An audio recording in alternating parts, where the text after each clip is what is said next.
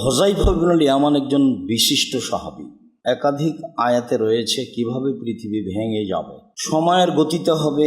আজকের জন্য হুযায়ফা ইবনুল ইয়ামান রাদিয়াল্লাহু তাআলা আনহু বলেন যে আন-নাস ইয়াসআলুনা আনিল খাইরি, জনগণ রাসূলকে জিজ্ঞাসা করত কল্যাণ সম্পর্কে, কিভাবে জান্নাত পাওয়া যাবে, কিভাবে জাহান্নাম থেকে বাঁচা যাবে।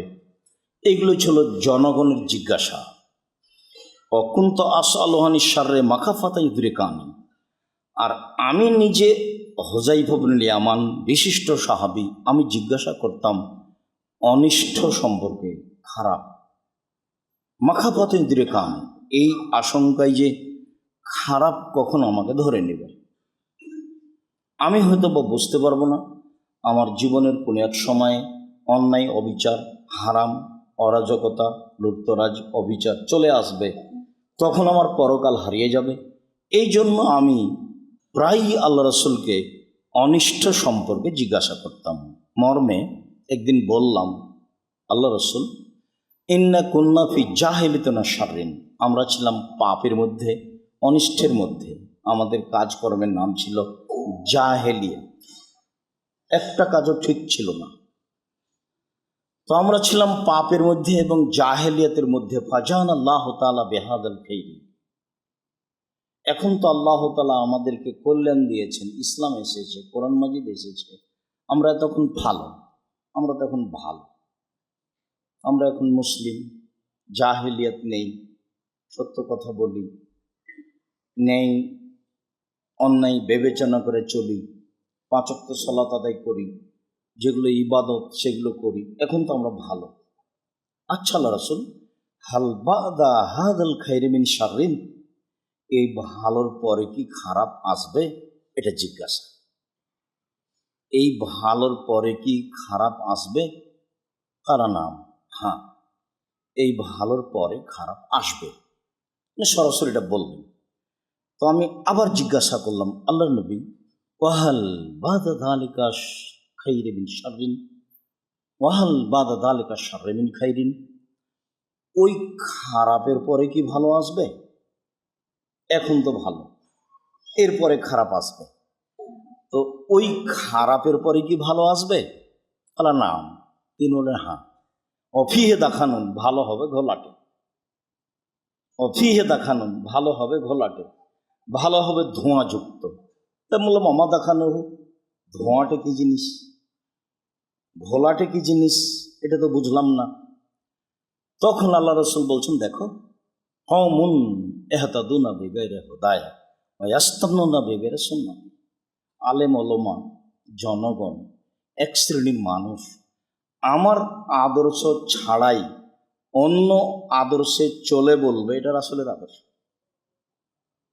আমার সুন্নাত ছাড়াই অন্য সুন্নাত ধরে বলবে, এটা রাসূলের সুন্নাত। তারিফুনা তুনকিরুনা, তোমরা এটা বুঝতেও পারবে, তোমরা এটা নাকচও করবে না, এটা ঠিক নেই।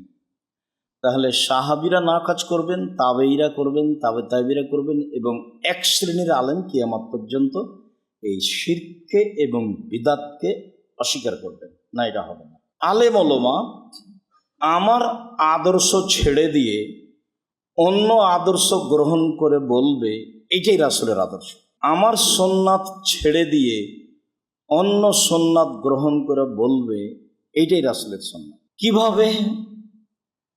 আদর্শ একটা দেখাই, তাহলে ভালো মনে থাকবে। দিন রাত বলেছি, ওরই মধ্যে থেকে একটা বলি, তাহলে সহজ হবে।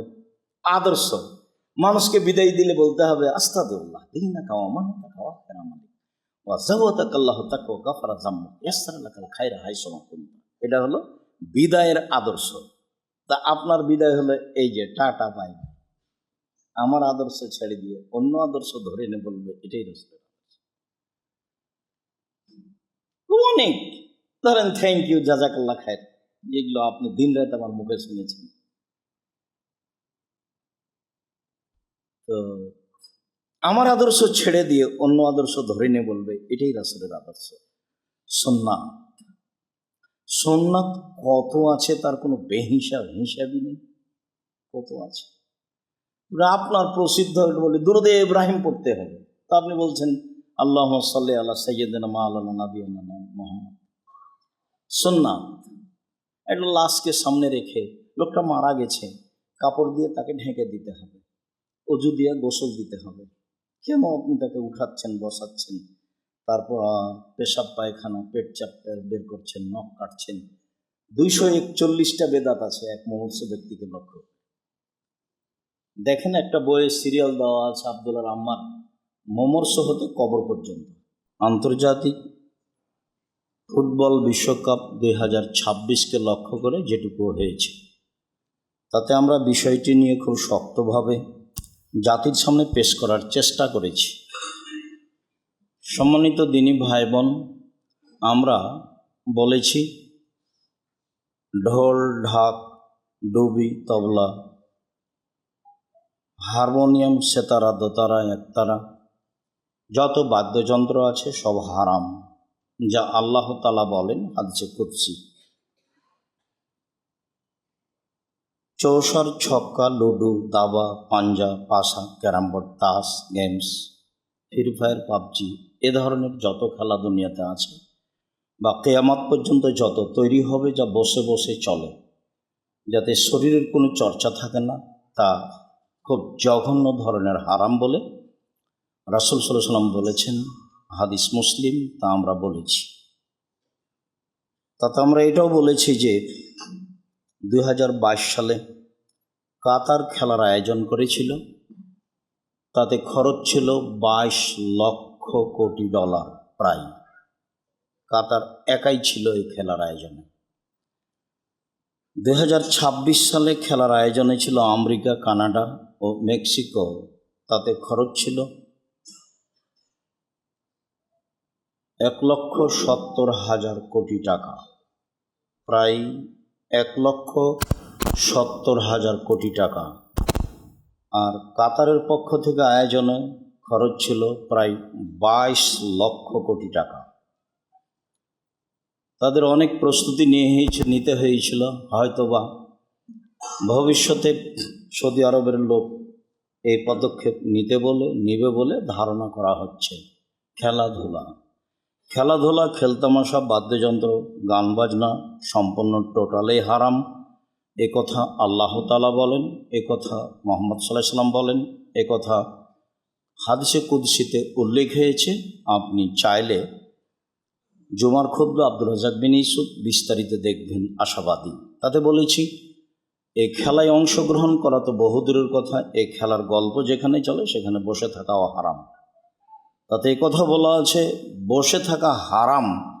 এটার যদি আমি প্রমাণ পেশ করতে না পারি, তাহলে আমি জাতির সামনে কথা বলবো না। আর জাতির সামনে কথা বলবো না, এই কথাটা আমার নতুন নয়, এটা দীর্ঘ সময় থেকেই বলে আসছে। আর আমার ভেতরে দুর্বলতা কোনো কাজ করে না। আমি জাতির সামনে কথা বলতে লেগে কোনো দিন অপ্রয়োজনীয় বা ইনিয়ে বিনিয়ে বা জালজয়ী হাদিস বা কেসা কাহিনী কোনো দিন বলেছি বা বলবো, এটা আমার ধারণাতে নেই। যার কারণে আমার দুর্বলতা ভিতরে কোনো সময় কাজ করে না। তাতে আমি খুব সত্যভাবেই বুঝিও বলি যে আমি জেনে শুনেই বলছি। সম্মানিত দিনী ভাই বোন, কিয়ামতের লক্ষণ। হুযায়ফা ইবনুল ইয়ামান একজন বিশিষ্ট সাহাবী। একাধিক আয়াতে রয়েছে কিভাবে পৃথিবী ভেঙে যাবে। সময়ের গতিতে হবে আজকের জন্য। হুযায়ফা ইবনুল ইয়ামান রাদিয়াল্লাহু তাআলা আনহু বলেন যে আন-নাস ইয়াসআলুনা আনিল খাইরি, জনগণ রাসূলকে জিজ্ঞাসা করত কল্যাণ সম্পর্কে, কিভাবে জান্নাত পাওয়া যাবে, কিভাবে জাহান্নাম থেকে বাঁচা যাবে। এগুলো ছিল জনগণের জিজ্ঞাসা। অকুন্ত আসআলু আনিশ শাররি মাখাফাতা ইউদরিকানি, আর আমি নিজে হুযায়ফা ইবনুল ইয়ামান বিশিষ্ট সাহাবী, আমি জিজ্ঞাসা করতাম অনিষ্ট সম্পর্কে, খারাপ। মাখাফাতা ইউদরিকানি, এই আশঙ্কায় যে খারাপ কখন আমাকে ধরে নেবে। আমি হয়তো বা বুঝতে পারবো না, আমার জীবনের কোনো এক সময়ে অন্যায়, অবিচার, হারাম, অরাজকতা, লুটতরাজ, অবিচার চলে আসবে, তখন আমার পরকাল হারিয়ে যাবে।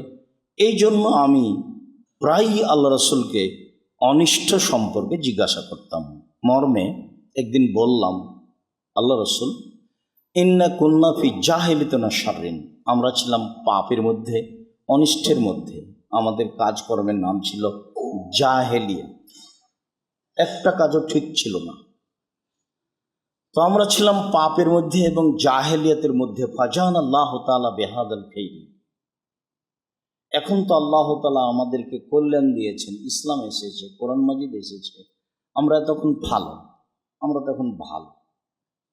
আমরা এখন মুসলিম, জাহেলিয়াত নেই, সত্য কথা বলি, নেই অন্যায় বিবেচনা করে চলি, 5 ওয়াক্ত সালাত আদায় করি, যেগুলো ইবাদত সেগুলো করি, এখন তো আমরা ভালো। আচ্ছা আল্লাহ রাসূল, হাল বাদা হাদাল খাইরি মিন শাররিন, এই ভালোর পরে কি খারাপ আসবে? এটা জিজ্ঞাসা। এই ভালোর পরে কি খারাপ আসবে? কারা নাম, হ্যাঁ, এই ভালোর পরে খারাপ আসবে, সরাসরি এটা বলবেন। তো আমি আবার জিজ্ঞাসা করলাম, আল্লাহ নবী, ওয়াহাল বাদা যালিকা খাইরি মিন শাররিন, ওয়াহাল বাদা যালিকা শাররি মিন খাইরিন, ওই খারাপের পরে কি ভালো আসবে? এখন তো ভালো, এরপরে খারাপ আসবে, তো ওই খারাপের পরে কি ভালো আসবে? আল্লাহ নাম, তিন বলে হ্যাঁ। অফিহে দেখানুন, ভালো হবে ঘোলাটে, অফিহে দেখানুন, ভালো হবে ঘোলাটে, ভালো হবে ধোঁয়াযুক্ত। তা বললাম, মামা দেখানো হোক, ধোঁয়াটে কি জিনিস, ঘোলাটে কি জিনিস, এটা তো বুঝলাম না। তখন আল্লাহ রসুল বলছেন, দেখো, কওমুন ইহতাদুনা বিগাইরি হুদায়া ওয়া ইস্তান্নুনা বিগাইরি সুন্নতি, আলেম ওলামা জনগণ এক শ্রেণীর মানুষ আমার আদর্শ ছাড়াই অন্য আদর্শে চলে বলবে, এটা রাসূলের আদর্শ। আমার সুন্নাত ছাড়াই অন্য সুন্নাত ধরে বলবে, এটা রাসূলের সুন্নাত। তারিফুনা তুনকিরুনা, তোমরা এটা বুঝতেও পারবে, তোমরা এটা নাকচও করবে না, এটা ঠিক নেই। তাহলে সাহাবীরা নাকাজ করবেন, তাবেঈরা করবেন, তাবে তাবেঈরা করবেন, এবং এক শ্রেণীর আলেম কিয়ামত পর্যন্ত এই শিরককে এবং বিদাতকে অস্বীকার করবেন না, এটা হবে না। আলেম ওলামা আমার আদর্শ ছেড়ে দিয়ে অন্য আদর্শ গ্রহণ করে বলবে, এটাই রাসূলের আদর্শ। আমার সুন্নাত ছেড়ে দিয়ে অন্য সুন্নাত গ্রহণ করে বলবে, এইটাই রাসূলের সুন্নাত। কিভাবে?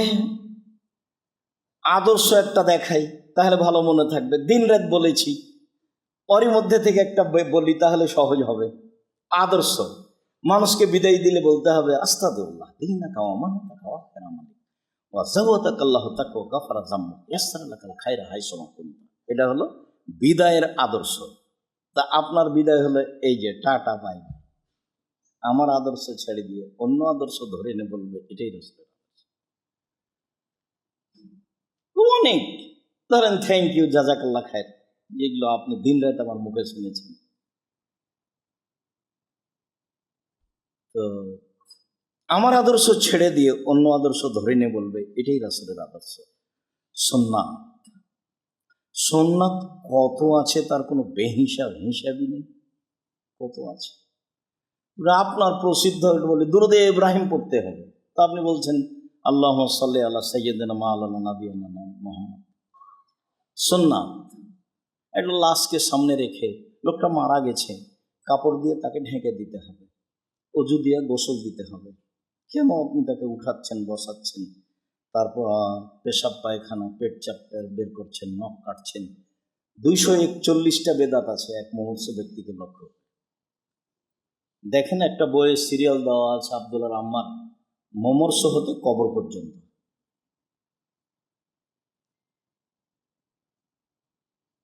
তো আমার সুন্নাত ছেড়ে দিয়ে অন্য সুন্নাত ধরে নে বলবে, এটা রাসূলের সুন্নাত, বুঝলাম।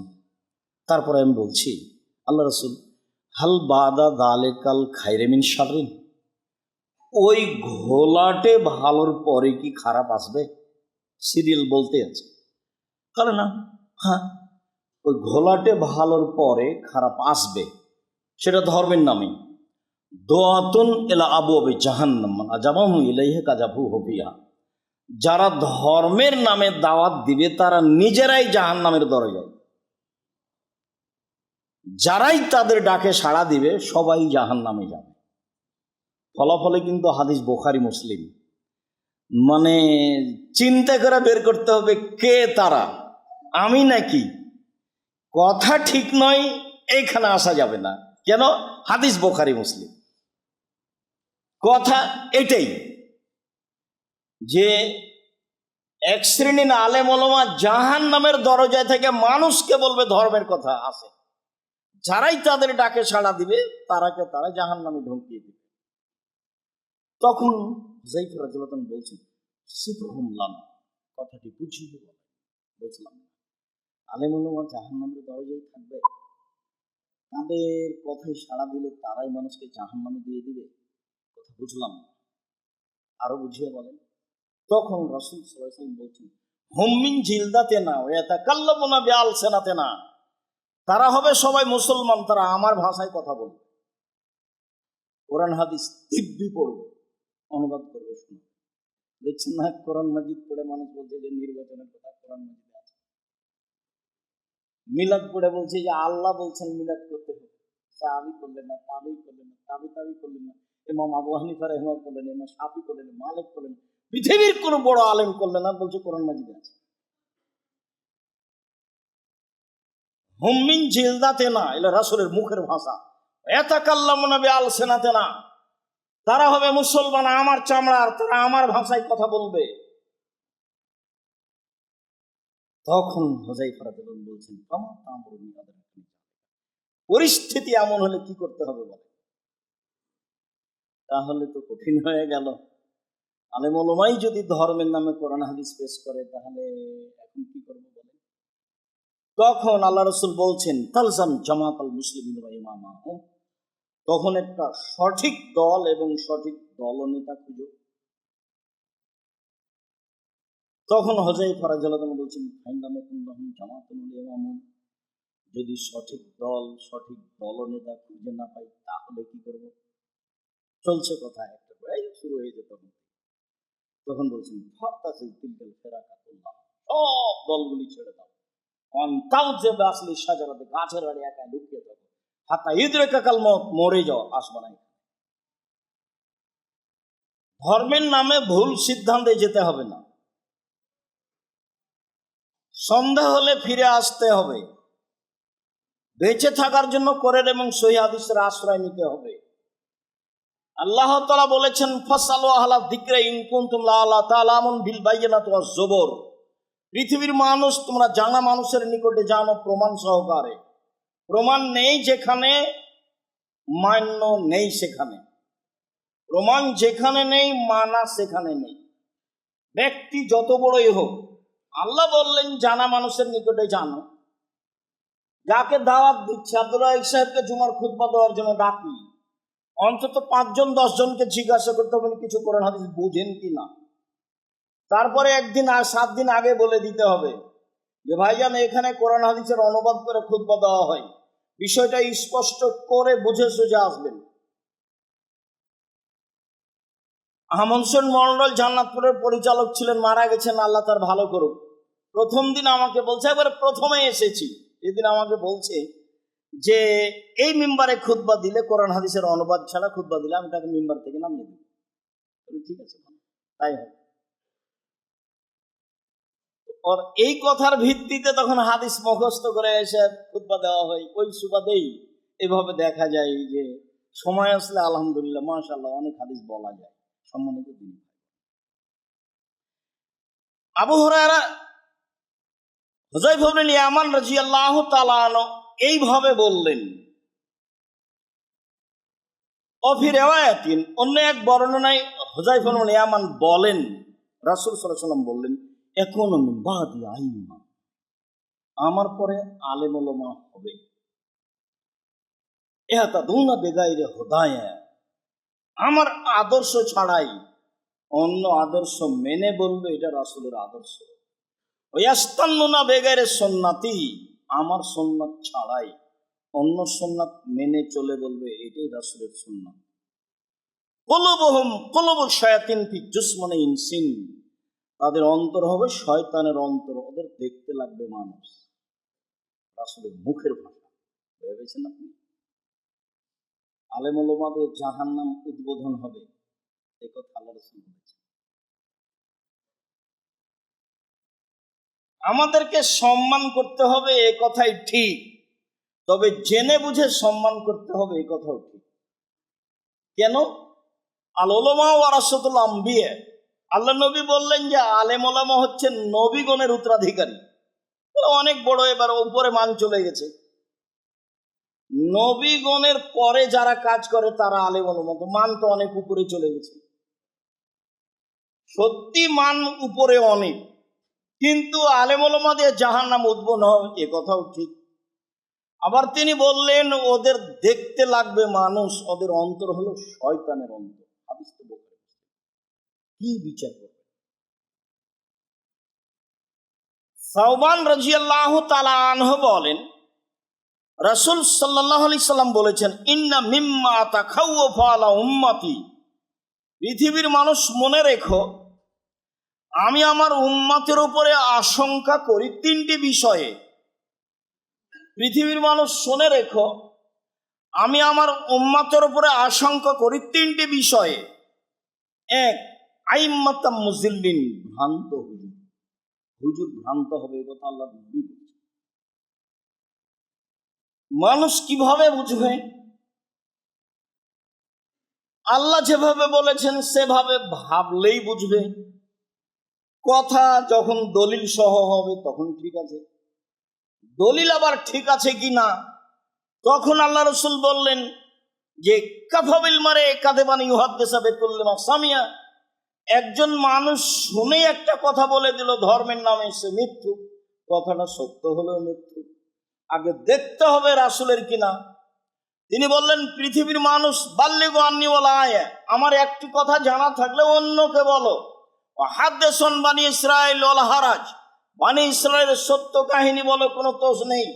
মান কাযাবা আলাইয়া মুতাআম্মিদান ফালিয়াতাবাওয়া মাকাদাহু মিনান নার, কেউ যদি কোনো কথা আমার নামে বলে, আমার নামে কলমে লিখে, সেই কথা যদি আমার না হয় তাহলে তার থাকার জায়গা জাহান্নাম।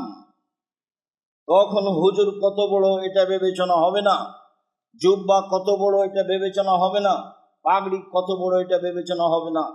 কথা যদি রাসূলের না হয় তাহলে হুজুর জাহান্নামে যাবে, এটা ফায়সালা করা আছে। চুরি করলে সরাসরি জাহান্নামে যাবে এটা বলা হয়। অশ্লীল কাজে লিপ্ত হলে সরাসরি জাহান্নামে যাবে এটা বলা হয়নি। আমার নামে যদি কেউ কোনো কথা বলে সেটা যদি আমার না হয় তাহলে তার থাকার জায়গা জাহান্নাম, এই কথা রাসূল সাল্লাল্লাহু আলাইহি ওয়াসাল্লাম বুখারী মুসলিম। দুই, ওয়াসাতালতাহিকু কাবাইলু মিন উম্মতি আল বিল মুশরিকিন, আমার উম্মত হিন্দুদের সাথে মিশে যাবে, এটা আমার আশঙ্কা। আমি এটা আশঙ্কা করে গেলাম, আমার উম্মত হিন্দুদের সাথে মিশে যাবে। তাদের কৃষ্টি কালচার এদের ভালো লাগবে, তাদের মূর্তিখানায় যেতে এদের ভালো লাগবে, তাদের গান বাজনা বাদ্যযন্ত্র এদের ভালো লাগবে, তাদের সাথে চলাফেরা এদের ভালো লাগবে। আমার উম্মত হিন্দুদের সাথে মিশে যাবে, এটা আমার আশঙ্কা। তিন, আসাতাবুদু কাবাইলু মিন উম্মতি আল আওসান, আমার উম্মত মূর্তি পূজা করবে। আল্লাহ রাসূলের মুখের ভাষা। মূর্তি পূজা সরস্বতী ভগবতী কালীর নিকটে মাথা নত করলেই মূর্তি পূজা হয়। নেতা নেত্রীর ছবি আপনার বাড়িতে সম্মান সহকারে আছে, কাঁকড়ার মূর্তি আপনার বাসায় আছে, কত সুন্দর করে আপনি একটা আয়না কিনেছেন আপনার স্ত্রী, সে আয়নাটা রুই মাছ, কাতল মাছ, প্লেটটা কিনেছেন চিংড়ি মাছ, কত সুন্দর করে সাজিয়ে রাখছেন যেখানে সেখানে। আমার উম্মত মূর্তি পূজা করবে, মূর্তিকে সম্মান করবে, মূল্যায়ন করবে। এই তিনটে তিনি আশঙ্কা করলেন। এক নম্বরে বললেন ভ্রান্ত হুজুর। এমনিতে এ বিষয়ে বিস্তারিত দেখতে চাইলে বক্তা শ্রোতার পরিচয় বইয়ে আলেমদের পরিচয় এক জায়গায় মোটামুটি দেওয়া আছে। সম্মানিত দিনী ভাই বোন, আবু হুরায়রা রাদিয়াল্লাহু তাআলা আনহু বলেন রাসূল সাল্লাল্লাহু আলাইহি সাল্লাম বলেছেন, ইয়াকুনু কাবলা সা আইয়ামুন, কিয়ামতের পূর্বে কতগুলি দিন হবে, ইরফাউ ফিহিল ইলম, তাতে বিদ্যা উঠিয়ে নেওয়া হবে, বিদ্যা উঠে যাবে। ওয়ায়ানজুল ফিহিল জাহাল, তাতে মূর্খতা বর্ষণ হবে। বহুদিন বলেছি, আমরা জানি যে বৃষ্টি বর্ষণ হয়, কিন্তু রাসূল সাল্লাল্লাহু আলাইহি ওয়াসাল্লাম বলছেন যে মূর্খতা বর্ষণ হবে, বিদ্যা উঠে যাবে, মূর্খতা বর্ষণ হবে। তারপরে তিনি বলছেন যে ওয়াকসুরাল হারাজ, মারামারি বেড়ে যাবে। এমন সময় আসবে যাতে বিদ্যে উঠে যাবে, মূর্খতা বর্ষণ হবে, মারামারি, হইচই, দাঙ্গামা, হামলা, মামলা, মোকদ্দমা, সব অন্যায়, অবিচার, অরাজকতা সমাজে নেমে আসবে। আব্দুল্লাহ ইবনে মাসউদ রাদিয়াল্লাহু তাআলা আনহু বলেন, রাসূল সাল্লাল্লাহু আলাইহি সাল্লাম বলেছেন, লা তাকুমুস সাআত, কিয়ামত হবে না, হাত্তা ইরফাল ইলম, যতক্ষণ পর্যন্ত বিদ্যা তুলে নেওয়া হচ্ছে, ওয়ায়ানজুল জাহাল, মূর্খতা বর্ষণ না হচ্ছে। বিদ্যা উঠে যাবে, মূর্খতা বর্ষণ হবে। ওয়াকসুরাল কিযব, মিথ্যা কথা বেড়ে যাবে, যে সে মিথ্যা কথা বলবে। মিথ্যা বড় কিছু নয়, মিথ্যা বড় কিছু নয়। মিথ্যা দিয়ে সুবিধা উপার্জন করা মানুষ প্রয়োজন মনে করবে, একবারে অহরহ মানুষ মিথ্যা কথা বলবে, এটা কিয়ামতের লক্ষণ। অথচ রাসূল সাল্লাল্লাহু আলাইহি ওয়াসাল্লাম বলছেন, পৃথিবীর মানুষ শুনে রেখো, কেউ যদি তর্ক ছেড়ে দেয়, সত্য হলেও তর্ক করবে না, আমি মুহাম্মদ সাল্লাল্লাহু আলাইহি ওয়াসাল্লাম তাকে একটা জান্নাতে ঘর নিয়ে দিব। তিনি বলেন, মজাক করে হলেও কেউ যদি মিথ্যা ছেড়ে দেয়, আমি মুহাম্মদ সাল্লাল্লাহু আলাইহি ওয়াসাল্লাম তাকে একটা জান্নাতে ঘর নিয়ে দিব। তিনি বলেন, সবচেয়ে ভালো চাল চলন যার, তাকে আমি জান্নাতুল ফেরদাউস নিয়ে দিব। সেখানে মিথ্যা হবে স্বাভাবিক ব্যাপার, কিয়ামতের লক্ষণ। তিনি বলেন, ইয়াতাকারাবুজ জামান, যুগ ঘন ঘন হবে। এই যে 2025, তাই কখন শেষ? 2026, এই যে চলে গেল। সেদিন তো দেখলাম 22, দেখি আজকে 26। যুগ ঘন ঘন হবে, খুব তাড়াতাড়ি পার হবে। ও তাতাকারাবুল আসওয়াক, ঘন ঘন বাজার গড়ে উঠবে, যেখানে সেখানে বাজার হবে।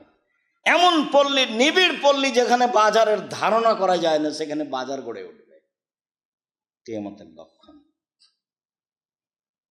অয়ুলকা সহ, কৃপণতা মানুষের উপরে চাপিয়ে দেওয়া হবে, মানুষ দান খায়রাত করতে চাইবে না। আমি আপনাকে এ বিষয়ে বহুদিন বলেছি যে আপনি একটা কথা মাথায় রাখবেন, যে দান খায়রাত আমি কেউ চাইলে দিব এটা নয়, আমি নিজে থেকে দেব। এটা আমার ইবাদতের একটা অংশ। আমি সালাত আদায় করি, এটা আমার ইবাদত। আমি কোরআন তেলাওয়াত করি, এটা আমার ইবাদত। আমি সুবহানাল্লাহ আলহামদুলিল্লাহ বলি, এটা আমার ইবাদত। আমি সিয়াম থাকি বৃহস্পতিবার সোমবার, এটা আমার ইবাদত। আমি হজ করতে যাই, এটা আমার ইবাদত। তো এইরকম একটা গুরুত্বপূর্ণ ইবাদত দান, এটা আপনি মনে করে নেবেন, তাহলে করা সহজ হবে। আমি আপনাকে বলি যে দান দেখে শুনে করবেন, যেখানে শিরক বেদাত হয় না। কেননা আপনার দান দিয়ে যদি আবার অন্যায়ের সহযোগিতা হয়, তাহলে এটা আবার ভুল হয়ে গেল। এদেশেও মানুষ টাকা পয়সা খরচ করে না এমনটা নয়, এদেশেও মানুষ বিত্তশালী নেই এ কথা নয়, এদেশেও মানুষের টাকা পয়সা আছে অনেক, এদেশের মানুষও দান করে। কিন্তু আমি যেটুকু বুঝি, তাতে প্রায় মানুষের দানটা ভুল পথে আছে। কৃপণতা মানুষের উপরে চাপিয়ে দেওয়া হবে। কয়েকটা জিনিস থেকে আল্লাহ রাসূল খুব পরিত্রাণ চাইতেন, তার একটা হলো কৃপণতা। আল্লাহুম্মা ইন্নী আউযুবিকা মিনাল বুখলি, আল্লাহ তোমার কাছে আমি কৃপণতা থেকে বাঁচতে চাই। আল্লাহ তোমার কাছে আমি কৃপণতা থেকে বাঁচতে চাই। আল্লাহ তোমার কাছে আমি কৃপণতা থেকে বাঁচতে চাই। মানুষ, পৃথিবীর মানুষ, তোমরা কৃপণতা থেকে বাঁচো। লা ইয়াদখুলুল জান্নাতা বাখিল, কৃপণ জান্নাতে যাবে না। 3 শ্রেণীর মানুষ ধ্বংস হবেই, তার 1 শ্রেণীর মানুষ কৃপণ। এইভাবে বললেন আর নিজে বাঁচতে চাইতেন। কৃপণতা কি জিনিস? নিজের টাকা আমি দিলাম না, তাতে কি আছে? দিতেই হবে, আমি কি বাধ্য? আল্লাহ রাসূল বলছেন দান করো তো ফরজ, তো যাকাত না হয় ফরজ। তো যাকাত ফরজ, এ কথা ঠিক। আপনার উপার্জন থেকে আপনাকে দান করতে হবে, এটা আপনার জীবনের জন্য জরুরি, ফরজ নয়। আপনি রাতে তাহাজ্জুদ পড়েন কেন? ওটা তো ফরজ নয়। তাসবিহ অত করছেন কেন? তো ফরজ নয়। 5 ওয়াক্ত সালাত ফরজ। তো কৃপণতা মানুষের উপরে চাপিয়ে দেওয়া, এটা হলো পৃথিবীর ধ্বংসের লক্ষণ। অয়াকসরাল হারাজ, মারামারি হইচই দাঙ্গামা হাঙ্গামা বেড়ে যাবে, এটা হলো পৃথিবী ধ্বংসের লক্ষণ। সম্মানিত দিনী ভাই বোন, বিষয়টি ভেবে দিন কাটাবো যতদূর সম্ভব। আল্লাহ তুমি কবুল করো। আল্লাহুম্মা সাল্লি আলাইহি।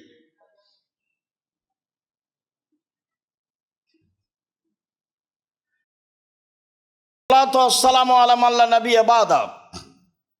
আবু হুরায়রা রাদিয়াল্লাহু তাআলা আনহু বলেন, রাসূল সাল্লাল্লাহু আলাইহি ওয়াসাল্লাম বলেছেন, ইন্না মিন আসরাতিস সাআত, পৃথিবী ধ্বংসের লক্ষণ।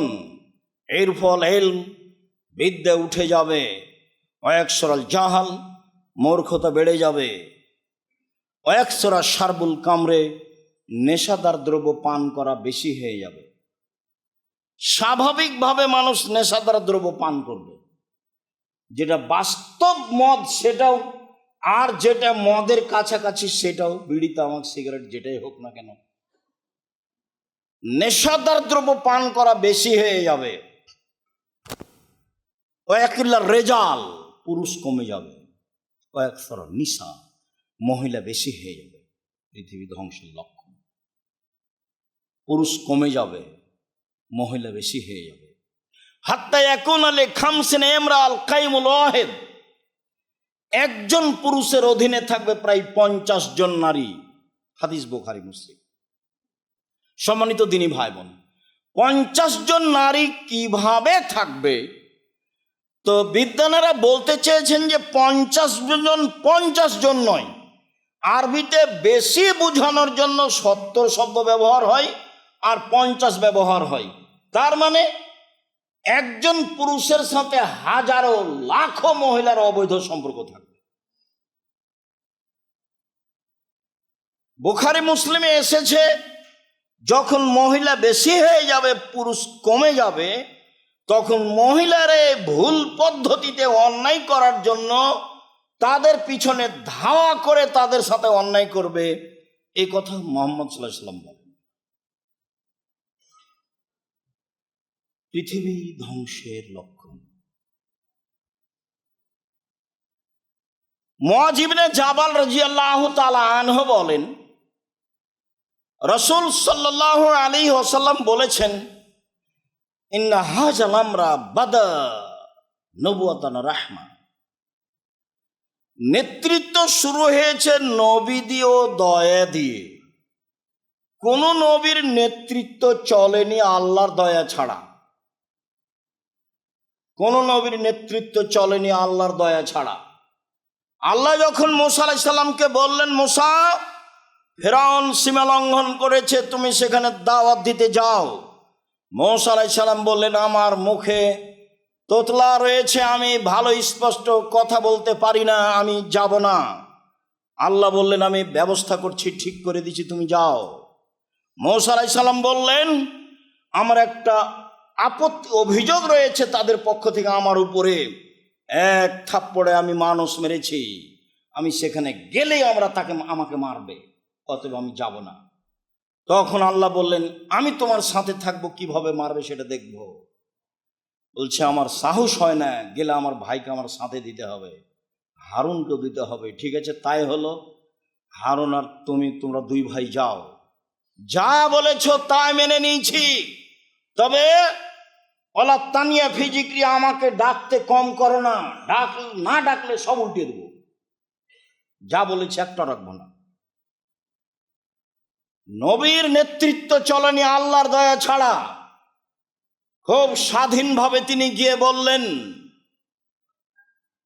প্রথম কথা, স্বাধীনতা লাগবে। গরিব মানুষ হলেও নিজ স্বাধীনভাবে দিন পালার মানার একটা গতিবিধি থাকতে হবে।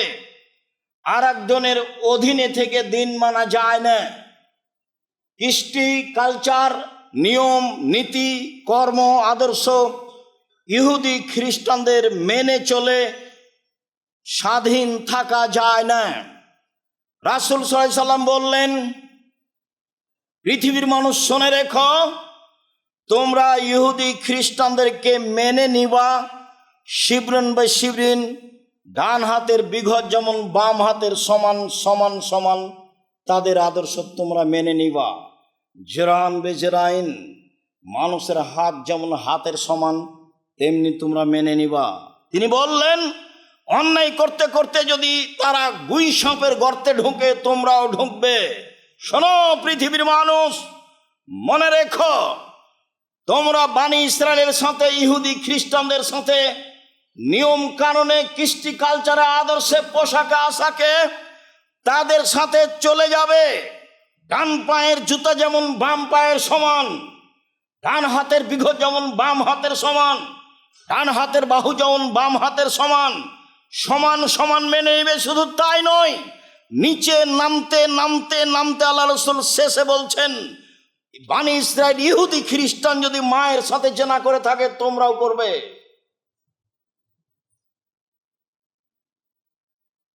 এরা নিজের আদর্শে টিকে থাকতে পারবে না, নিজের ব্যক্তিত্বের উপরে টিকে থাকতে পারবে না, স্বাধীন হয়ে বেঁচে থাকার সুযোগ গ্রহণ করবে না। ইহুদি খ্রিস্টানদের কৃষ্টি কালচার তাদের কাছে ভালো, তাদের সাথে সম্পর্ক রাখাই তাদের কাছে ভালো।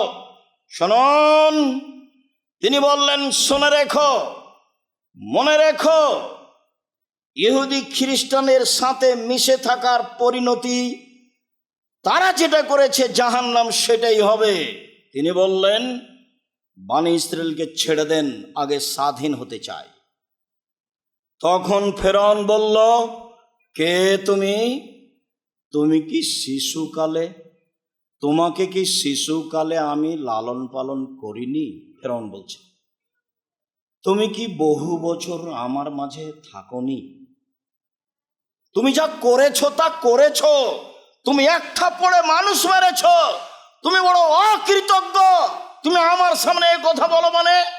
কোন সাহসে তুমি বলো বানি ইসরায়েলকে ছেড়ে দিতে হবে? মুসা আলাইহিস সালাম বললেন, স্বাধীনতা লাগবে, বানি ইসরায়েলকে ছেড়ে দেন। তখন ফেরাউন বলছে, কে তুমি? তোমাকে কি শিশুকালে লালন পালন করিনি? করেছে তো। তুমি কি বহু বছর আমার মাঝে থাকোনি? থেকেছে তো। তুমি কি এক থাপ্পড়ে মানুষ মারোনি? মেরেছেন তো। তুমি বড় অকৃতজ্ঞ, যেই বাড়িতে থাকো সেই বাড়ির উল্টা চলো। তখন মুসা আলাইহিস সালাম বললেন, জি, আমি এক থাপ্পড়ে মানুষ মেরেছি, এ কথাই ঠিক। আমি যা করেছি তা করেছি। আমি তখন ভুল পথে ছিলাম, তোমার হত্যার ভয়ে আমি দেশ ছেড়েছি। আমার প্রতিপালক আমার প্রতি দয়া করেছেন, আমাকে জ্ঞানে গুণে পূর্ণ করেছেন, তিনি আমাকে নবী করেছেন। তুমি আমার প্রতি অনুগ্রহ করেছ, শিশুকালে লালন পালন করেছ, অনুগ্রহ করে তুমি খোঁটা দিয়েছ, এই সুবাদে বানি ইসরায়েলকে দাস দাসীতে পরিণত করেছ। তুমি বড় উদ্ধত স্বৈরাচার, সীমা লঙ্ঘন করেছ। এ কথা মুসা আলাইহিস সালাম বললেন।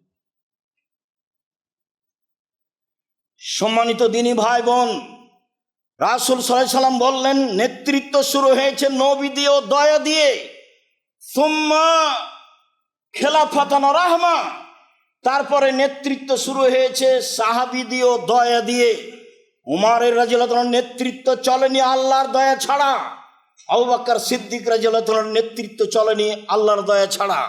সুম্মা এখন মুলকান ওয়াজুজান, তারপর নেতৃত্ব হয় জোরজার মুল্লুক তার।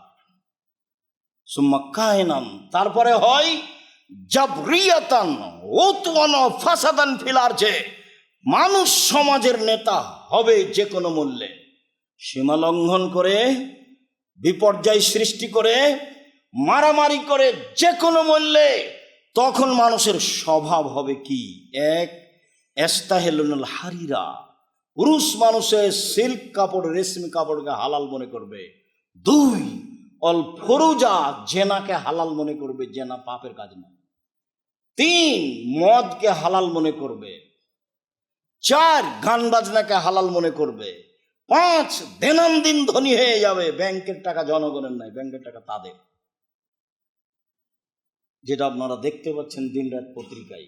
ওয়ুনসারুনা, তাদের সহযোগিতা করা হবে, তারা সাহায্য পাবে, তারা সমাজে এসব টাকা পয়সা দখল করে নিয়ে দাপটে বেঁচে থাকার সুযোগ পাবে। রাসূল সাল্লাল্লাহু আলাইহি ওয়াসাল্লাম এগুলিকে কিয়ামতের লক্ষণ বলে উল্লেখ করলেন। তিনি বললেন, ইয়াতি আলাইকুম জামানুন লা ইয়াদরিল কাতাল ফিমা কাতালা ওয়ালাল মাকতুলু ফিমা কুতিলা।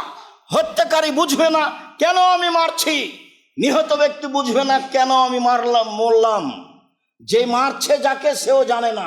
টাকা দিয়েছে 50,000 অমুককে মেরে আসো, তাই মেরে চলে এসেছে। যাকে মারা হচ্ছে সে বলছে ব্যাপারটা কি, একে তো আমি চিনি না, এ আমাকে মারে কেন? বহুদিন বলা আছে, ঢাকা জেলে 20 বছর 30 বছর থেকে বহু মানুষ আছে, ও নিজেই জানে না আমি কেন জেলে। জজ জানে না ঘটনা কি, উকিল জানে না ঘটনা কি, সাক্ষীও জানে না ঘটনা কি। সাক্ষী টাকা নিয়ে সাক্ষী দিয়েছে, তা তো ও তো জানে না ঘটনা। উকিল তো জানে না, যেভাবে বলে দিয়েছে সেভাবে করছে। জজ তো এগুলো জানেই না। তাহলে যে সাজালছে শুধু সেই জানে, আর কেউ জানে না। লা ইয়াদরিল কাতিল ফিমা কাতালা ওয়ালাল মাকতুলু ফিমা কুতিলা। কিয়ামতের লক্ষণ, হত্যাকারী বুঝবে না কেন আমি মারছি, নিহত ব্যক্তি বুঝবে না কেন আমি মরলাম। আবু মুসা আশআরী রাদিয়াল্লাহু তাআলা আনহু বলেন, রাসূল সাল্লাল্লাহু আলাইহি সাল্লাম বলছেন, কাইফা বিকুম জামানিন, তোমাদের কি হবে, যুগের কি হবে? আবু মুসা, তোমাদের কি হবে, যুগের কি হবে? তোমাদের কি হবে, যুগের কি হবে? ইগর বলুন না সগর বালাতান, যেদিন মানুষ মানুষের প্রতি জুলুম, অন্যায়, অবিচার করবে, সেদিন তোমাদের কি হবে, যুগের কি হবে? আবু মুসা, যেদিন মানুষ মানুষের উপরে জুলুম করবে, সেদিন তোমাদের কি হবে, যুগের কি হবে? তাবকা হুসালাতু মিনান নাস, সমাজে যারা থাকবে তারা আগাছা, তাদের কাছে কোনো বুদ্ধি পাওয়া যাবে না, কোনো সাহায্য সহযোগিতা পাওয়া যাবে না। সেদিন তোমাদের কি হবে, যুগের কি হবে? মারে যাতে ওহুদুহুম আমানাতুহুম, সেদিন মানুষ ওয়াদা অঙ্গীকার পূরণ করবে না, সেদিন মানুষ আমানতদার হবে না। মাদ্রাসার সভাপতি, মসজিদের সভাপতি, স্কুলের দায়িত্বশীল, চেয়ারম্যান, মেম্বার, এমপি, মন্ত্রী, জেল সুপার, যারা যেখানে থাকবে 10 পয়সা নির্দ্বিধায় লুটে খাবে। সেদিন তোমাদের কি হবে, সেদিন যুগের কি হবে? সেদিন তোমাদের কি হবে, সেদিন যুগের কি হবে?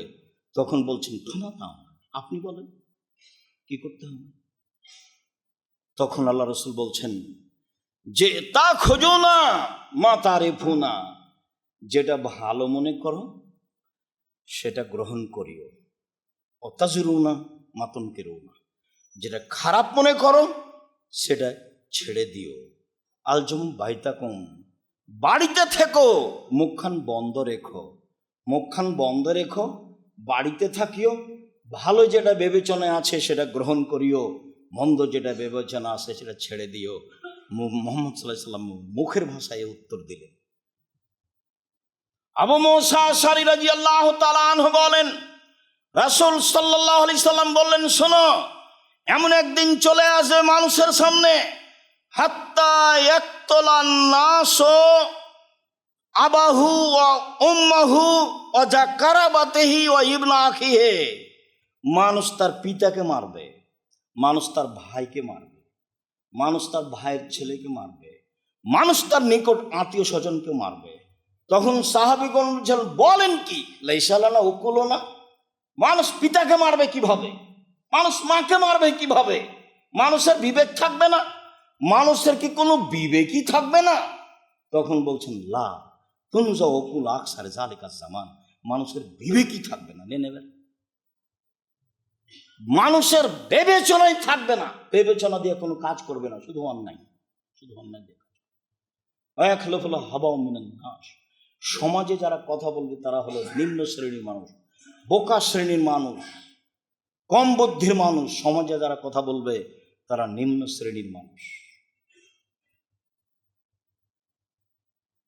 আবু হুরায়রা রাদিয়াল্লাহু তাআলা আনহু বলেন, রাসূল সাল্লাল্লাহু আলাইহি সাল্লাম বলেছেন, তাতি আলাইকুম সানাওয়াতুন খাদাতুন, পৃথিবীর মানুষ শুনে রেখো, অচিরেই তোমাদের সামনে চলে আসছে প্রতারণায় পরিপূর্ণ যুগ। যুগের সবকিছুই প্রতারক, সবাই প্রতারক, প্রতারণায় পরিপূর্ণ যুগ। যুগটাই প্রতারণায় পরিপূর্ণ। কেউ কাউকে বিশ্বাস করতে পারবে না। যাকে খুব বিশ্বাস করে আপনি টাকা পয়সা দিয়েছেন, পরের দিন সে টাকা মেরে দিয়েছে। আপনি ভেবেছিলেন মাটির উপরে সবচেয়ে বিশ্বস্ত। আর আমি নিজেও দেখেছি, আমি যখন টাকা পয়সা দিয়েছি তখন আমি মনে করেছি আমিও ফেরেশতা, আর যাকে দিয়েছি সেও ফেরেশতা। বাস্তবে দেখা গেল না তো, আমিও তো ফেরেশতা নই, ওও তো ফেরেশতা নয়। কত যে ঘটনা আছে। জামিয়া সালাফিয়ার সাথে সম্পৃক্ত হওয়ার পরে এগুলো আমি দেখতে পাচ্ছি। অবাক হতে হয়, যাকে ফেরেশতা ভেবেছিলাম সে আসলে ফেরেশতা নয়, সে মানুষ। অবাক হতে হয় কি এভাবে প্রতারণা দিতে পারে? সে কি আমার ব্যবসার টাকা পয়সা এভাবে লুটে নিতে পারে?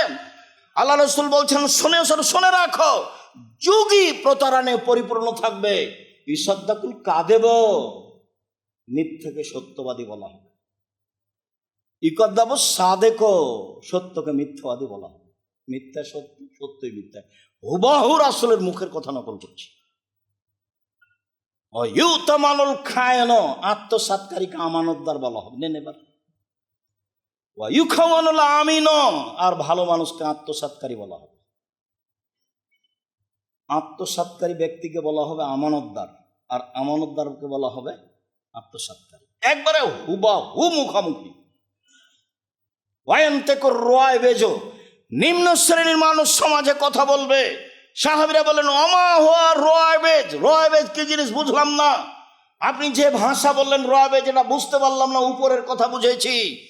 তখন আল্লাহ রাসূল বলছেন, আরাজুল তাফেহ এখনো ফি আমরিল আম্মা, সমাজের বড় নেতৃত্ব দিবে যারা, তারা হবে একেবারে নিম্ন শ্রেণীর মানুষ, ইতর শ্রেণীর মানুষ। হাদিসে এসেছে, আবু হুরায়রা রাদিয়াল্লাহু তাআলা আনহু বলেন, রাসূল সাল্লাল্লাহু আলাইহি সাল্লাম বলেছেন, লা তাকুমু সাত হাত্তা ইয়াকুন আসাদান নাসে লোকা আবনে লোকা, যতদিন পর্যন্ত মানুষের কাছে প্রিয় মানুষ না হচ্ছে ইতরের সন্তান ইতর। মরণ একদিন আসবে এই বইয়ে, কিয়ামতের লক্ষণে। এই হাদিসের বাংলায় লেখা আছে, ইতরের সন্তান ইতর। নিম্ন শ্রেণীর মানুষের সন্তান নিম্ন শ্রেণীর মানুষ যখন সমাজের দায় দায়িত্ব পালন করবে প্রায় অংশে। এই কথাটা বুঝাতে গিয়ে বক্তব্যের মাঠে বলা আছে যে রংপুর, দিনাজপুর, লালমিরহাট, নীলফামারী, কুড়িগ্রাম, পঞ্চগড়, ঠাকুরগাঁ, গাইবান্ধা, বগুড়া, জয়পুরহাট, এসব ডিস্ট্রিক্টের ভাষায় বেন্হার বাচ্চা বেন্হা যেদিন সমাজের দায়িত্ব পালন করবে সেদিন কিয়ামত হবে। রাজশাহী, নাটোর, নওগাঁ, চাঁপাইনবাবগঞ্জ, এসব ডিস্ট্রিক্টের ভাষায় ছোট লোকের বাচ্চা, ছোট লোক যেদিন সমাজের দায়িত্ব পালন করবে সেদিন এমন হবে। ঢাকার ভাষায় ভাষাটা বলতে পারলাম না, তবে এতটুকু বলছি, অমুকের বাচ্চা অমুক, অমুকের পোলা অমুক, বাচ্চা নয়, অমুকের পোলা অমুক। আমি তো এই শব্দ এখন খুতবায় বলতে পারি না। অমুকের পোলা অমুক যখন এরকম সমাজের দায় দায়িত্ব, বড় দায়িত্ব পালন করবে, তখন মনে করতে হবে এখন সময় চলে এসেছে। খুব সাবধান। একদিন বেঁচে থাকলে হিসাব করে বাঁচতে হবে। জোর করে বেঁচে থাকার চেষ্টা করবেন না, জুলুম করে বেঁচে থাকার 1 মিনিট চেষ্টা করবেন না, সময় শেষ। শ্বাস বন্ধ হলেই সময় শেষ, ফিরিয়ে না আসার কোনো পথ নাই। অবাক মরণ, জমি জায়গা, অর্থ সম্পদ, তাকে বোঝানোর কোনো পথ নেই। মরণ এক আশ্চর্য জিনিস। রাসূল সাল্লাল্লাহু আলাইহি ওয়াসাল্লামকে জিজ্ঞাসা করা হয়েছিল সবচেয়ে বুদ্ধিমান কে? তখন তিনি উত্তরে বলেছিলেন, মরণকে স্মরণ করতে পারে যে, সেই হলো সবচেয়ে বুদ্ধিমান। সম্মানিত দিনী ভাই বোন, সময়ের গতিতে আরও হবে। কিয়ামতের পূর্ব লক্ষণে আমরা প্রায় বাস্তব দেখতে পাচ্ছি।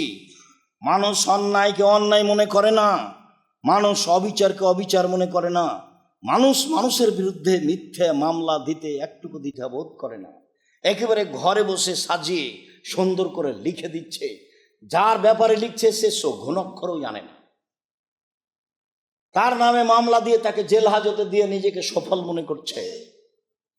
এইভাবেই ক্ষমতা চলে আসছে, আরো আসবে। মানুষ পশু প্রাণীর মতন হয়ে যাবে, অন্যায় অবিচার বেড়ে যাবে, অরাজকতা বেড়ে যাবে, লুটতরাজ বেড়ে যাবে, জেনা বেড়ে যাবে, মদ পান বেশি হয়ে যাবে, অন্যায় অবিচার উঠে যাবে, বেশি হয়ে যাবে, বিদ্যা উঠে যাবে। যে বিদ্যা আপনার উপকার করতে পারে না সেটা বিদ্যা নয়। যে বিদ্যা আপনাকে 5 ওয়াক্ত সালাত আদায় করাতে পারে না সেটা বিদ্যা নয়। যে বিদ্যা আপনার পোশাক পরিবর্তন করতে পারে না সেটা বিদ্যা নয়। যে বিদ্যা আপনাকে মানুষ হিসাবে মানুষের মতো মানুষ চলতে সহযোগিতা করে না সেটা আপনার বিদ্যা নয়। যে বিদ্যা আপনাকে শিরক বুঝাতে পারে না, বিদাত বুঝাতে পারে না, সুদ বুঝাতে পারে না, ঘুষ বুঝাতে পারে না, জেনা বুঝাতে পারে না, অবিচার বুঝাতে পারে না সেটা বিদ্যা নয়। সে আপনাকে ফাঁকি দিয়েছে। যার কারণে রাসূল সাল্লাল্লাহু আলাইহি ওয়াসাল্লাম বলতেন, আউযু বিকা মিন ইলমিন লা ইয়ানফা। ওই বিদ্যা চায় না যে বিদ্যা উপকার করে না। তাহলে মানুষের বিদ্যা উপকার করবে না, এই কথাও ঠিক। উনি নিজেই বলছেন যে আমি ওই বিদ্যা চাই না যে বিদ্যা উপকার করে না। অমিন কালমিন লা ইয়াখশা, ওই অন্তর চায় না যে অন্তর আল্লাহর ভয়ে কাঁদে না। অমিন নাফসিন লা তাসবা, ওই আত্মা চায় না যে আত্মা তৃপ্তি লাভ করে না। খালি আরো খালি আরো খালি আরো, এই আত্মা আমি চাই না। অমিন দাওয়াতিন লা ইস্তাজাবু লাহা, ওই দোয়া করতে চায় না যে দোয়া কবুল হয় না। যখন তখন বলতেন, সালাম ফিরার পূর্বে বলতেন, ওই বিদ্যা চায় না যে বিদ্যা উপকার করে না। ওই অন্তর চায় না যে অন্তর আল্লাহর ভয়ে কাঁদে না। ওই আত্মা চায় না যে আত্মা তৃপ্তি লাভ করে না। ওই দোয়া তোমার দরবারে করতে চায় না যে দোয়া কবুল হয় না। এইভাবে তিনি দিন রাত বলতেন। সম্মানিত দিনী ভাই বোন, আপনাকে এই অংশে এসে আমি আন্তরিকভাবে অনুরোধ জানাচ্ছি যে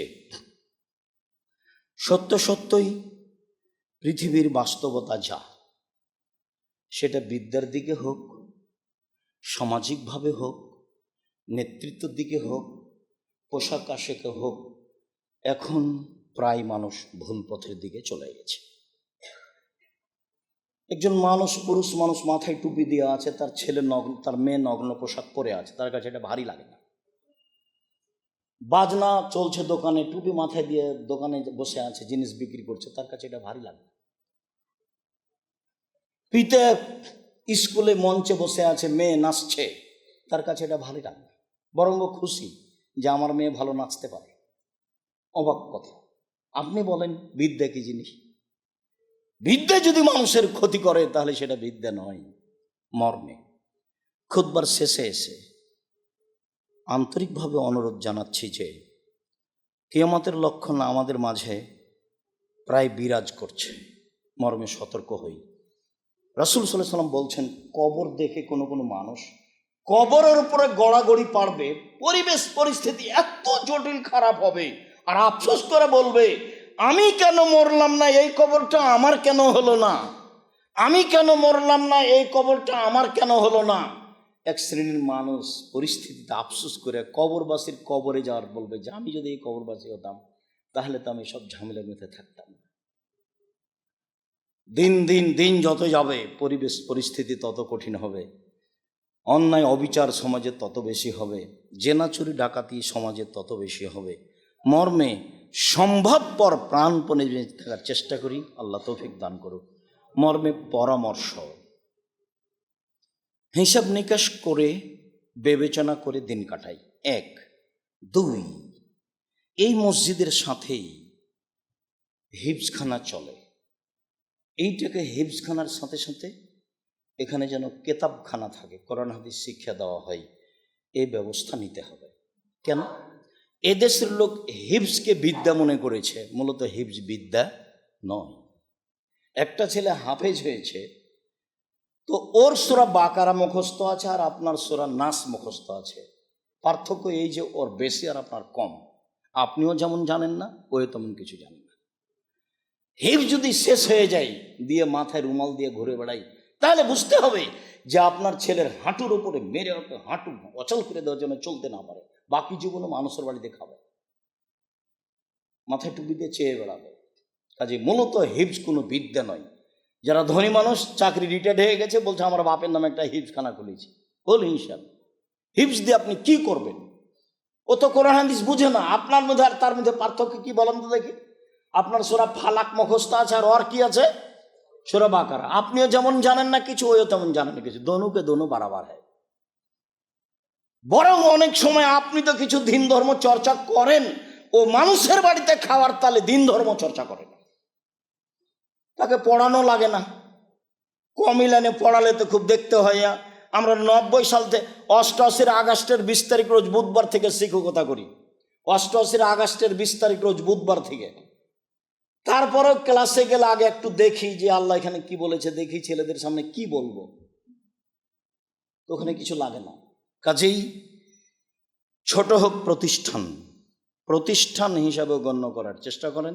যারা সমাজে দায়িত্বশীল আছেন, আমাদের পক্ষ থেকে আন্তরিকভাবে অনুরোধ রইল। তারপরের কথাটি আমি আপনাকে শতবার বলে আপনি বিরক্ত হবেন না। মনে রাখবেন, আপনি জামিয়া সালাফি কিভাবে চলে তা ছাত্র জানে না, জামিয়া সালাফি কিভাবে চলে তা শিক্ষক জানে না, জামিয়া সালাফি কিভাবে চলে তার নেব্রাসের সদস্যরা জানে না। নেব্রাস ইসলামিক রিসার্চ ফাউন্ডেশন অলাভজনক একটি সরকার অনুমোদিত ফাউন্ডেশন, তার অধীনে জামিয়া সালাফিয়া চলে। সব জামিয়া সালাফিয়া ঢাকা, জামিয়া সালাফিয়া দিনাজপুর, জামিয়া সালাফিয়া রাজশাহী, জামিয়া সালাফিয়া চট্টগ্রাম, সময়ের গতিতে যেটা যখন গড়ে উঠবে সব নেব্রাসের অধীনে চলে। নেব্রাসের যারা সদস্য তারাও জানে না জামিয়া সালাফি কিভাবে চলে। সরকারভাবে অডিট হয়, সরকারিভাবে হিসাব রক্ষকরা বুঝে কিভাবে চলে, কিভাবে তাকে হিসাব রেডি করতে হয়। আমি মোটামুটি কিছু বুঝতে পারি। জামিয়া সালাফি বৈদেশিক কোনো সহযোগিতা দিয়ে চলে না। মুসলিম দেশ, মুসলিম কান্ট্রির তার সহযোগিতা দিয়ে জামিয়া সালাফি চলে না। দেশের কোনো বিত্তশালী দিয়ে জামিয়া সালাফি চলে না। দেশের সরকারিভাবে সহযোগিতাই চলে না। জামিয়া সালাফি মাসে প্রায় 45 লক্ষ টাকা খরচ হয় বেতন। জামিয়া সালাফের একটা অংশ আছে আদ-দাওয়া আল্লাহ, তারা সারা বাংলাদেশ থেকে প্রতি 15 দিনের জন্য 25 থেকে 30 জন ইমামকে নিয়ে যায়, ফ্রি নিয়ে যায়, ফ্রি খাওয়ায়, ফ্রি পয়সাপাতি দেয়, ফ্রি ফেরত দেয়, যাতে করে মসজিদের সভাপতির প্রতি ভারী না হয়। প্রতি 15 দিনের জন্য 25 থেকে 30 জন মানুষ আছে প্রশিক্ষণ দেওয়ার, এর জন্য 6 জন লোক আছে। জামিয়া সালাফি অনলাইন আল ইতিসাম টিভি আছে। জামিয়া সালাফি আপনার আদ-দাওয়া আল্লাহ প্রশিক্ষণের ব্যবস্থা আছে। জামিয়া সালাফি প্রায় 700-র অধিক মক্তব চলে। জামিয়া সালাফি 50টা প্রশ্ন উত্তর দিয়ে আল ইতিসাম পত্রিকা আছে। যাওয়ার সময় একটা পত্রিকা হাতে করে যাবেন। আপনি বিশ্বাস করেন, আপনার টাকা দিয়ে আমি পত্রিকা ছাপাই। আমি আমার টাকা দিয়ে, আমার কোনো টাকা নেই, আমরা বাপ কোনো জমিদার নয়। আপনার টাকা দিয়ে পত্রিকা ছাপানো হয়। 12 জন খালি মুফতি আছে, আপনার টাকা দিয়ে তাদেরকে রাখা হয়েছে। কেন আপনি পড়েন না? আমার দাবি আপনি পড়বেন। আমার কোনো স্বার্থ নাই। জামিয়া সালাফের আমি 5 পয়সা সুবিধা ভোগ করি না। জামিয়া সালাফের আমি 5 পয়সা সুবিধা ভোগ করি না। আমি জামিয়া সালাফের বেতন নি না, জামিয়া সালাফের আমি দাগদারি না। আমি আল্লাহকে বলছি, আমার মনে বড় স্বাদ, এই দেশের মাটিতে আমি উন্নত মানের প্রতিষ্ঠান গড়বই গড়ব ইনশাল্লাহ, যেখানে ছেলে মেয়ে বাংলা, ইংরেজি, আরবি উন্নত মানের শিক্ষা অর্জন করে জাতির অন্যায়ের বিরুদ্ধে লড়বে মুখে কলমে মিডিয়ায়। সেই দাবিতে আমি বলি যে এখানে এই মসজিদে যে ছেলেটা খিদমত করার নাম যেন কি, ও পত্রিকা দেয় আল ইতিসাম পত্রিকা, 50টা প্রশ্নের উত্তর ফতোয়া বোর্ডে পাস করে ফতোয়া লেখা হয়। ব্যতিক্রম পত্রিকা আল ইতিসাম পত্রিকা, আপনার ভালোবাসা থাকে যেন। জামিয়া সালাফের যত বই পুস্তক বের হয়, যেমন আজকের আলোচনা আছে, আপনার মরণ একদিন আসবে এই বইয়ে, আপনি এগুলোকে মূল্যায়ন করবেন। আমি আপনার কাছে জামিয়া সালাফে এই বিষয়গুলি তুলে রেখে দিন রাত যেটা বলে থাকি সেটা আজকেও বলছি। আপনার কাছে আমার একটা দাবি, মানুষ হিসাবে, দিনী ভাই হিসাবে, দিনী বোন হিসাবে, একটু মুখে বলবেন আল্লাহ তুমি জামিয়া সালাফে কবুল করো, আমি খুশি হব। আর কোনোদিন সময় হলে দেখতে যাবেন জামিয়া সালাফে, আপনাকে ভালো লাগবে। আর আমি আপনাকে 10 টাকা দিতে বলছি না, তবে আপনার 10 টাকা ছাড়া জামিয়া সালাফে গড়ে উঠুক এটা আমি চাইনি। কেন? আমার খুব দৃঢ়তা কাজ করে, শিরক মুক্ত প্রতিষ্ঠান জামিয়া সালাফিয়া, বিদাত মুক্ত প্রতিষ্ঠান জামিয়া সালাফিয়া, দল মুক্ত প্রতিষ্ঠান জামিয়া সালাফিয়া, সংগঠন মুক্ত প্রতিষ্ঠান জামিয়া সালাফিয়া, হিংসা মুক্ত প্রতিষ্ঠান জামিয়া সালাফিয়া, দেশের সর্ববৃহৎ প্রতিষ্ঠান, উন্নত মানের প্রতিষ্ঠান জামিয়া সালাফিয়া, অনেক শিক্ষক দেশ বিদেশের এই প্রতিষ্ঠান জামিয়া সালাফিয়া। আপনার ভালোবাসা আমি ঐকান্তিকভাবে কামনা করি, এই জন্য আপনি দোয়া করবেন। আর আপনি 10 টাকা দিয়ে অংশগ্রহণ করে থাকবেন বিচারের মাঠে টিকে থাকার জন্য, আমি বলে রেখেছি আপনাকে, সেই জন্য আপনি ক্ষতিগ্রস্ত হন, সেটা আমি চাই না। কুকুর, পতিতালয়ের মহিলা যদি কুকুরকে পানি পান করে জান্নাত পেতে পারে, জামিয়া সালাফিয়া 10 টাকা দান করলে আপনি জান্নাত পাবেন ইনশাআল্লাহ। আমার এটা দৃঢ়তা কাজ করে। এই দৃঢ়তার ভিত্তিতে আপনাকে আমি জামিয়া সালাফিয়াকে ভালোবাসতে বলি।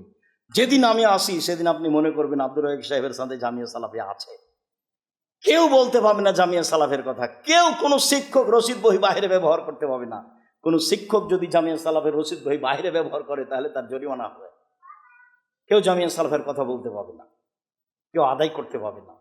আল্লাহ ব্যবস্থা করবে। আপনি আছেন, আমি আছি, আল্লাহ ব্যবস্থা করবেন। সাধারণ মানুষ দিয়ে আল্লাহ চালাচ্ছেন, আরো ভালো করে চালাবে। মর্মে সম্মানিত দিনী ভাই বোন, এই মসজিদের সাথে সম্পৃক্ত প্রতিষ্ঠানকে আরো ভালো করতে হবে, এই জন্য যে আমরা যেন আহাল পরিবার নিয়ে স্বাধীনভাবে বেঁচে থাকার চেষ্টা করতে পারি। জীবনে বেঁচে আছি, ইহুদি খ্রিস্টানদের নিয়ম মেনে বেঁচে আছি, এটা যেন না হয়। ওদের কৃষ্টি কালচার মেনে দিন কাটাচ্ছি, এটা যেন না হয়। এটা আমার অনুরোধ। সম্মানিত দিনী ভাই বোন, যারা আমাদের মারা গেছে, আল্লাহ তুমি তাদের কবরের শাস্তি মাফ করো। আমরা যারা অসুস্থ, তুমি তাদের আরোগ্য দান করো।